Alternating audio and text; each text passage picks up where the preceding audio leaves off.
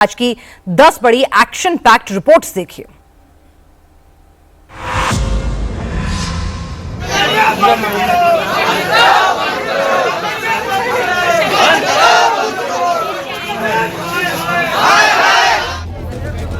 सैकड़ों लोग सड़क पर उतर आए। अस्पताल प्रशासन के खिलाफ नारेबाजी होने लगी।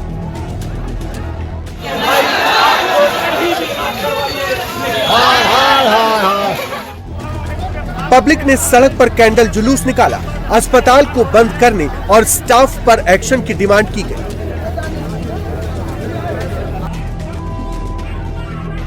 इससे पहले गुस्साए लोगों ने अस्पताल में घुसकर अटैक कर दिया। आईसीयू के साथ साथ गेट, रिसेप्शन से लेकर हर तरफ जमकर तोड़फोड़ की गई।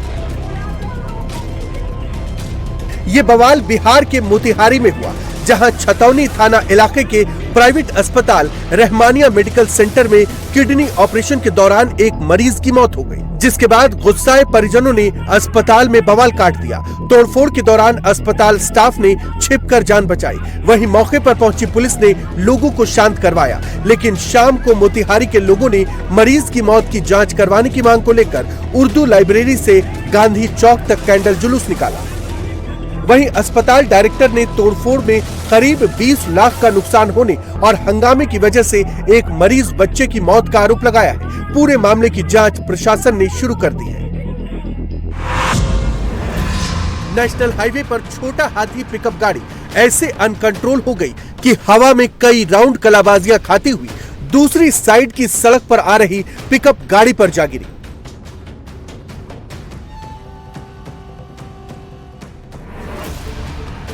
एक बार फिर से देखिए छोटा हाथी पिकअप कैसे हवा में उछल गई।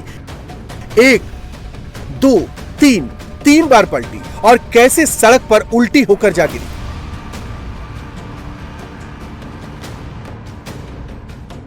ये पुणे सोलापुर नेशनल हाईवे है, जहां वखारी गांव के पास ये दर्दनाक हादसा हो गया।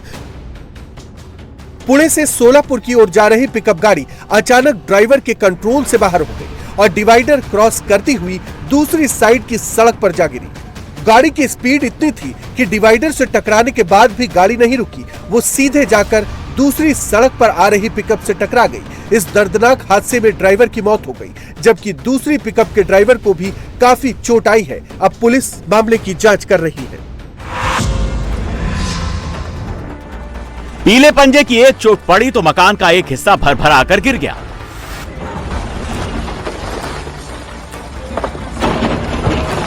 आलीशान मकान पर एक के बाद एक दनादन प्रहार शुरू हो गए।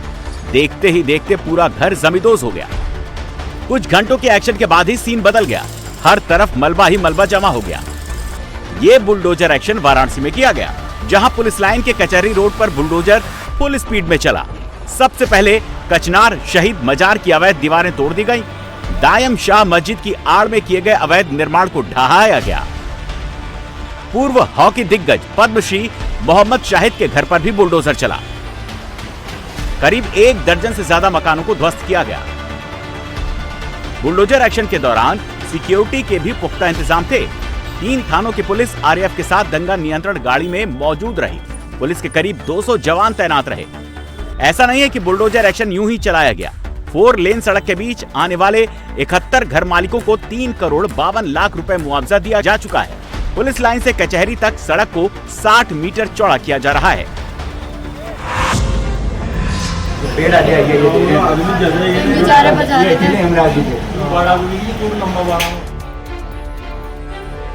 सरेआम सड़क पर संग्राम छिड़ गया। तड़ातड़ लात घूंसे चलाए गए।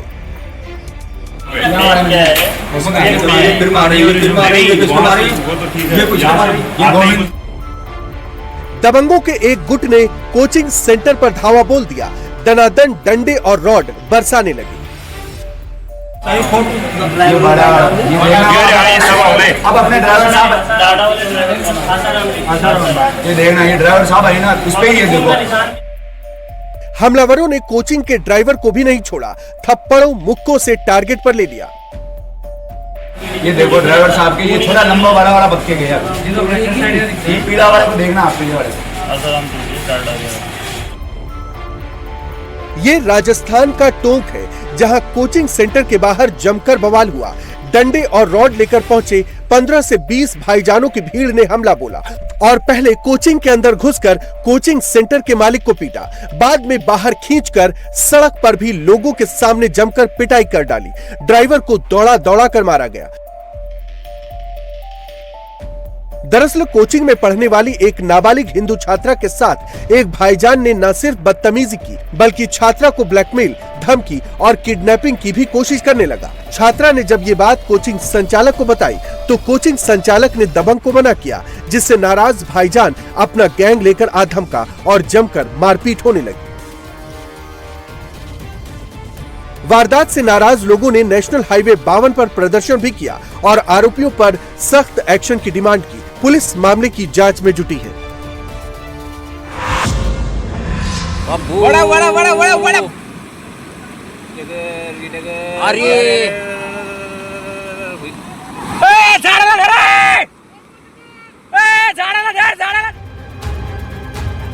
दो लोग सैलाबी नदी में अपनी बाइक बचाने के लिए जी जान लगा रहे हैं, लेकिन इसी बीच ऑरेंज रेनकोट वाले शख्स का पैर फिसला और वो पानी में बह गया।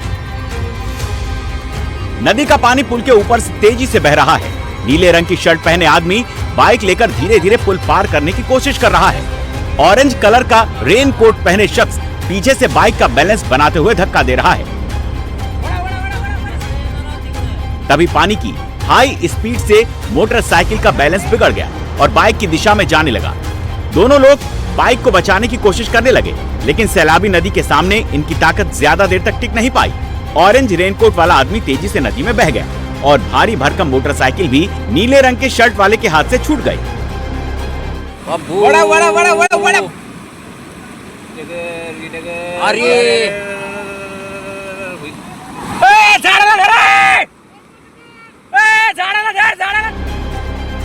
रेनकोट वाला आदमी बहुत दूर तक बहता चला गया।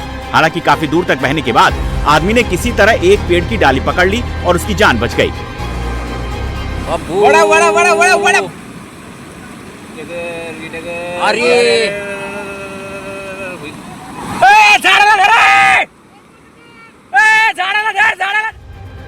तस्वीरें महाराष्ट्र के लातूर जिले की हैं, जहां एक पिता और बेटा बाइक से पुल पार कर रहे थे। तेज बहाव नदी ने इनकी मोटरसाइकिल को खींच लिया और शख्स भी सैलाबी नदी का शिकार होते होते बचा।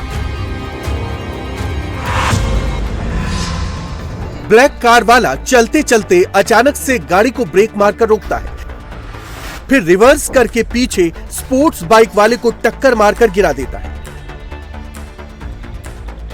स्पोर्ट्स बाइक वाले के पीछे एक बाइक वाला निकलने की कोशिश कर रहा होता है, लेकिन टक्कर से वो भी गिर जाता है। स्पोर्ट्स बाइक वाला ब्लैक कार और बाइक दोनों के बीच दब जाता है। ब्लैक कार वाला बाइक वाले को उठाने की बजाय, बचाने की बजाय अपनी गाड़ी लिए भाग खड़ा होता है।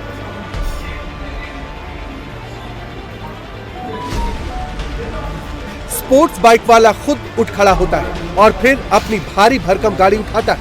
तुरंत बाइक पर बैठकर बाइक स्टार्ट करता है और हाई स्पीड में स्कॉर्पियो वाले का पीछा करने लगता है। तस्वीरें यूपी के मुजफ्फरनगर की है, जहां एक बाइक वाले को गाड़ी से कुचलने की कोशिश की है और ये सारा घटनाक्रम पुलिस चौकी के सामने हुआ है। ये वारदात चौकी पर लगे सीसीटीवी कैमरे में कैद भी हो गई। दरअसल सारा विवाद बच्चों के बीच मारपीट से शुरू हुआ था।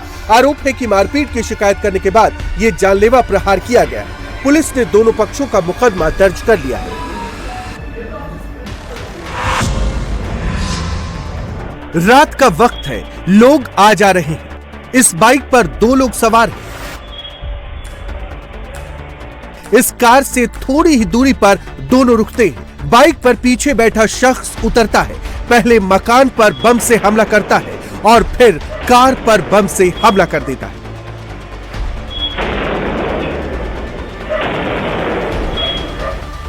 हमला करने के बाद दोनों हमलावर वहां से फरार हो जाते हैं। जिस शख्स के मकान और गाड़ी पर हमला हुआ था उसका नाम है गुड्डू पाल। गुड्डू का वीरेंद्र यादव नाम के किसी शख्स के साथ विवाद था और गुड्डू वीरेंद्र को झूठे मुकदमे में फंसाना चाहता था, जिसकी वजह से गुड्डू ने खुद के मकान और गाड़ी पर बम से हमला करवाया। गुड्डू ने हमले के बाद अपने बेटे से पुलिस को कॉल करवाकर हमले की सूचना दिलवाई थी, जिसके बाद पुलिस मौके पर पहुंची। आसपास से सीसीटीवी फुटेज इकट्ठा कर जांच शुरू की। पुलिस की जांच में कई चौंकाने वाले खुलासे हुए।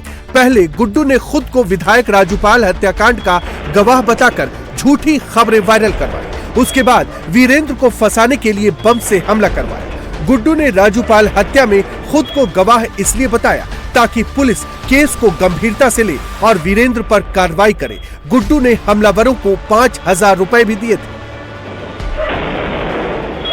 पुलिस ने गुड्डू और उसके बेटे को अरेस्ट कर लिया है। साथ ही उस तमंचे को भी जब्त कर लिया है जिससे खुद गुड्डू पाल ने फायरिंग की थी। गुड्डू पाल प्रयागराज के धूमनगंज इलाके का रहने वाला है। इसके ऊपर सरकारी गाड़ियों से तेल चोरी करने सहित कई मुकदमे दर्ज हैं।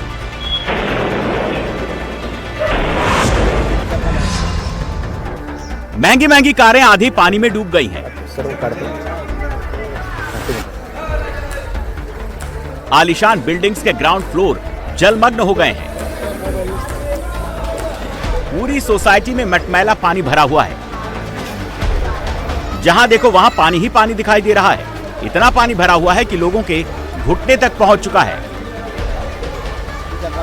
जलमग्न तस्वीरें महाराष्ट्र के छत्रपति संभाजीनगर की है, जहां बालूज इलाके की सोसाइटी में पानी घुसने से सामान्य जनजीवन अस्त व्यस्त हो गया। गाड़ियों को खासा नुकसान पहुंचा, लेकिन ऐसे हालात बाढ़ या मूसलाधार बारिश की वजह से नहीं पैदा हुए, बल्कि सारा वेंकटेश सोसाइटी के पास वाला नाला ओवरफ्लो हो गया, जिससे सारा पानी सोसाइटी में घुस गया।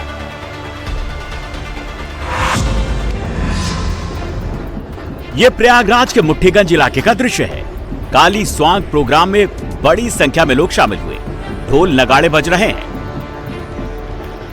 इसी बीच एक शख्स अपना लाइसेंसी पिस्टल निकालता है और 2 गोली फायर कर देता है।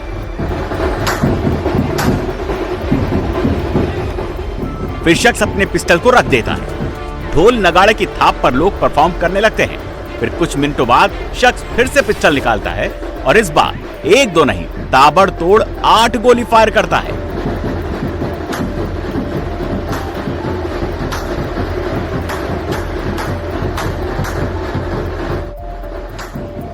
फायरिंग की सूचना मिलते ही पुलिस मौके पर पहुंची और फायरिंग करने वाले आशुतोष उर्फ मुकुंद यादव को गिरफ्तार कर लिया।